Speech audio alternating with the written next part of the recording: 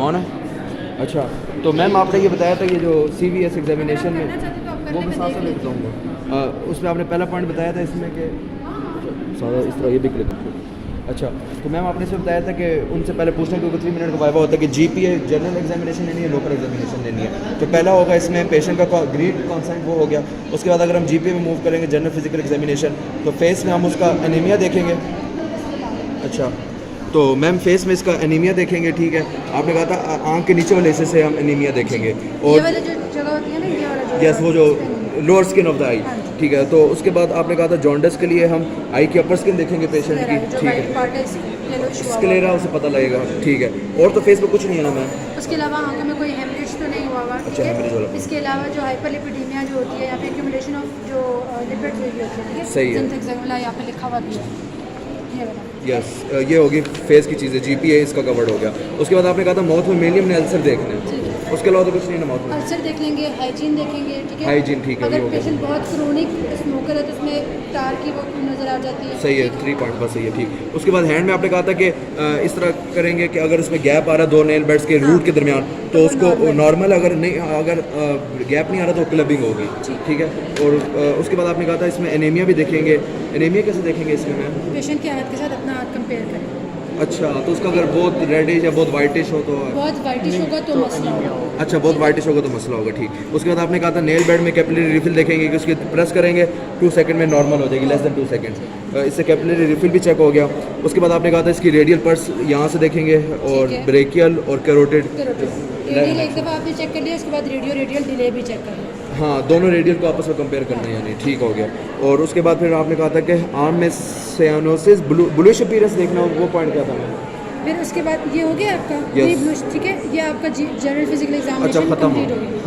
अगर आप डिटेल में जाते हो तो फिर आपने उसकी सारी जो है ना वो रेडियल फीमोरल भी चेक करनी है, फिर आप उसकी पोप्टीडियल भी चेक करोगे, फिर आपकी डॉर्सल भी चेक करोगे, ठीक है। उसके बाद आप उसको एडिमा भी यहाँ पे चेक करेंगे, एडिमा भी, वो सारा आपका जनरल फिजिकल एग्जामिनेशन है। अच्छा, ये GPA फुल कवर्ड हो गया। अच्छा, उसके बाद आप स्पेसिफिक CVS पे आ जाओ। लोकल एग्जामिनेशन में आप 3 मेन पॉइंट्स थे, इंस्पेक्शन, पाल्पेशन और ऑस्कल्टेशन। इंस्पेक्शन में आपने कहा था उसको इंक्लाइन करना 45 डिग्री पे, थोड़ा पीछे करके बिठा, उस पेशेंट को बिठा दिया।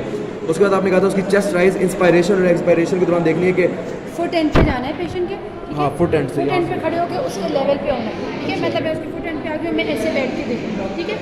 जब मैं ऐसे देखूंगी तो पेशेंट की इंस्पायरेशन दोनों साइड ऑफ द चेस्ट पे सेम है या नहीं है वो देखना है। चेस्ट बहुत ज़्यादा ऊपर तो नहीं होगी, पिजन शेप तो नहीं है, वो देखना है। बहुत ज़्यादा इन ड्राइंग तो नहीं होगी, ठीक है। ये सारे आपके फुट एंड पे हो गए। अब आप उसके लेवल पे आ गए, बताएं। अब उसके बाद चेस्ट डेविएशन वैसे भी देखनी है, वो अलग हो गया। उसके बाद स्कार्स भी देखने थे, वो कौन सा पॉइंट है? स्कार में क्या होता है, थोड़ा सा पूछो उसको स्पोयर कर।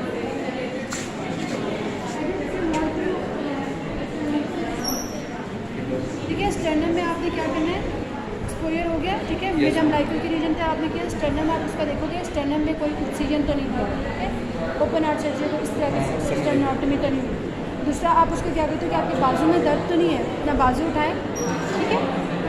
उसमें आपने देख लेना है कि यहाँ पे कोई स्कार्स तो नहीं, यानी मेनली यहाँ स्कार्स देखने और यहाँ स्कार्स देखने, एक्सिलरी रीजन और स्टर्नम रीजन, बस इसमें स्कार में यही इशू होगा। स्कार में यही होता है। नॉर्मली अगर कोई और कोई स्कार है तो फिर आपने पूछ लेना है कि कहीं कोई ब्लंट ट्रॉमा तो नहीं हुआ, अच्छा, ठीक है, कोई ट्रॉमास तो नहीं हुआ, उसके स्कार्स तो नहीं हुए, ठीक है।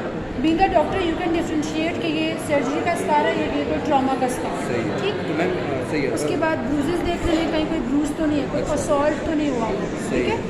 या फिर उसके बाद कहीं कोई साइनोसिस तो नहीं है, कोई पल्सेस बहुत ज़्यादा उभरी भी तो नहीं है। साइनोसिस यानी ब्लूइश अपीयरेंस। ब्लूइश अपीयरेंस, उसमें क्या हुआ होगा ब्लूइश अपीयरेंस में? कोई ना कोई किसी ना कोई कहीं ना कोई जो वेन या आर्टरी कोई ब्लॉक हो, अच्छा, ब्लॉक नहीं हुआ। दूसरी चीज़ ये भी हो सकती है इसमें कि कोई रैशेस तो नहीं है, ठीक है। हाँ, रैशेस भी डिफरेंट हमारे पास CVS की प्रॉब्लम्स ऐसे होती हैं जिनमें रैशेस होते हैं, उनकी भी स्पेसिफिक अपीयरेंस होती है। ये इंस्पेक्शन हो गई कंप्लीट, इंस्पेक्शन का प्रोसेस कंप्लीट हो ठीक गया। है। उसके बाद आप पैल्पेशन में जाएंगे। पैल्पेशन में तो मैम इसमें पहले जेड पैटर्न है ना, ये पहले उसकी नॉच देखी, उसके बाद जहाँ बाहर आएगा उसके इधर उधर आएगी second intercostal space, third intercostal space, fourth intercostal space, fifth intercostal space.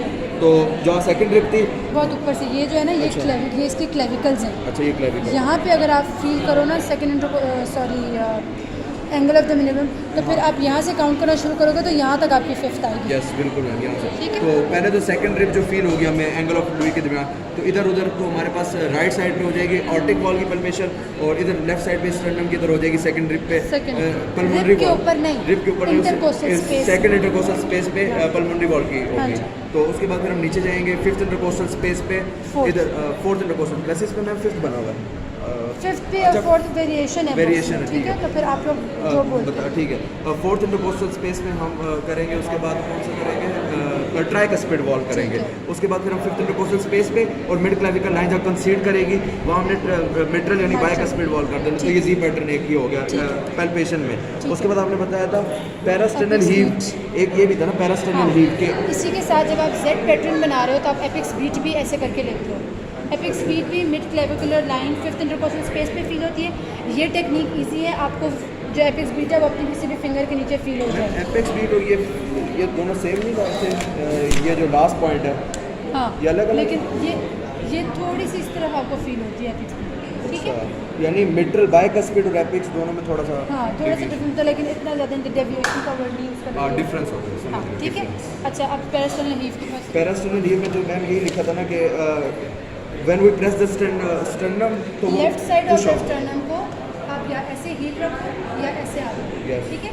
तो अगर मसला है तो प्रॉपर ऑटोमेटिकली पुश आउट होगा, अगर मसला नहीं है तो आपका हाथ प्रॉपर्ली ऊपर नहीं जाएगा। नहीं जाएगा। ये ठीक है, पैरास्टेनल हीव palpation होगी। है। अब उसके बाद ऑस्कल्टेशन एक मैम थ्रिल्स भी है ना इसमें, वो भी इसमें लिखा थ्रिल हुआ है। यही है ना, आप जब पैल्पेट अच्छा। कर रहे हो तो नॉर्मली आपको क्या आएगा, थ्रिल ही आएगी, अगर होगी तो आएगी, ठीक है। इसीलिए आप पैल्पेट कर रहे हो। यानी थ्रिल्स और पैरास्टेनल हीव एक ही चीज़ है। नहीं अलग अलग। देखो, मैंने यहाँ पे क्यों हाथ रखा है, किसके लिए, थ्रिल के लिए। थ्रिल के लिए ठीक हाथ है? थ्रिल तो नहीं है, नहीं। थ्रिल तो नहीं है, थ्रिल तो नहीं है। बिल्कुल। पैरास्टेनल हीव जो है वो यहाँ पर है। अच्छा, लॉन्गिट्यूडिनल वो Yes। हॉरिजॉन्टल, ये फर्क है। Yes। सही है। तो पैरास्टेनल हीव लॉन्गिट्यूडिनल है और ये हॉरिजॉन्टल जो है वो थ्रिल्स है, ठीक है।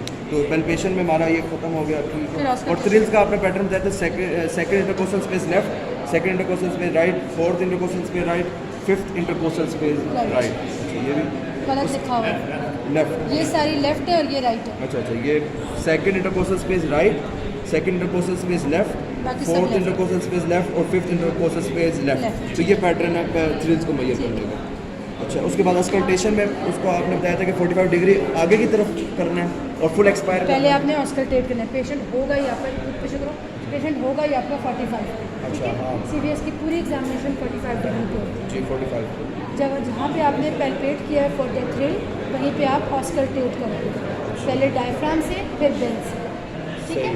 डायफ्राम से आप उनकी साउंड सुनते हो कि यहाँ पे है या नहीं, और बेल से आप मरमर इलिसिट करते हो, ठीक है। फिर जो आपका दूसरा पॉइंट है ना, जो आपका पेरिकार्डियल रब वाला, पेरिकार्डियल रब। पेरिकार्डियल रब जो होता है उसमें आप पेशेंट को पूरा बिठाओगे, पेशेंट बैठा होगा, उसको आप कहोगे लीन फॉरवर्ड हो जाए। फॉरवर्ड की तरफ। जब लीन फॉरवर्ड होगा पेशेंट, तो जो आपकी चेस्ट की वॉल है और जो आपकी कार्डियक वॉल है वो करीब आ जाती है, यस, ठीक है। और उस टाइम पे आप पेशेंट को कहोगे कि लीन फॉरवर्ड होगी, अब आप सांस बाहर को निकालें, Would expire। एक्सपायर। जब वो एक्सपायर करेगा तो लंग्स का भी वॉल्यूम कम हो जाएगा। खत्म हो जाएगा। Yes। उस टाइम पे आप दोबारा अपने डायफ्राम की बेल रखते हो, ठीक है, ताकि आपको आवाज़ आ जाए कोई रब तो नहीं है, फ्लूइड एक्यूमुलेशन तो नहीं हुई हुई हार्ट में, ठीक है। अगर होती तो फिर हमें वो इस मसला पैटर्न है। में मसला आ जाएगा। हाँ, फिर वो आपको इसी पैटर्न में पता चल जाएगा कि कहाँ पे रब सुना। मैम पहले स्टेथोस्कोप रखा, नॉर्मल साउंड आई, जब हाँ। ऑपोजिट करके रखा तो बेल रखी तो मरमर आई, बराबर नहीं, अब नॉर्मल साउंड आ जाएगी। एडिशनल साउंड आती है। और अच्छा। उसके बाद जब आपने पेशेंट को बिठाया हुआ है ना फॉर दिस पैरास्टेनल, तो आप उसकी बैक भी देख लो, बैक पे कोई स्कार तो नहीं है, वो सब चीज़ें देख लो। तो मैम इधर अस्कल्टेशन कंप्लीट हो गई है। हाँ जी, उसके बाद पेशेंट को थैंक यू करना है और पेशेंट को कवर करना है। मैम इस सीरियस एग्जामिनेशन में इसके अलावा कोई और पॉइंट नहीं। नहीं, सही है, ठीक है। टेक्निक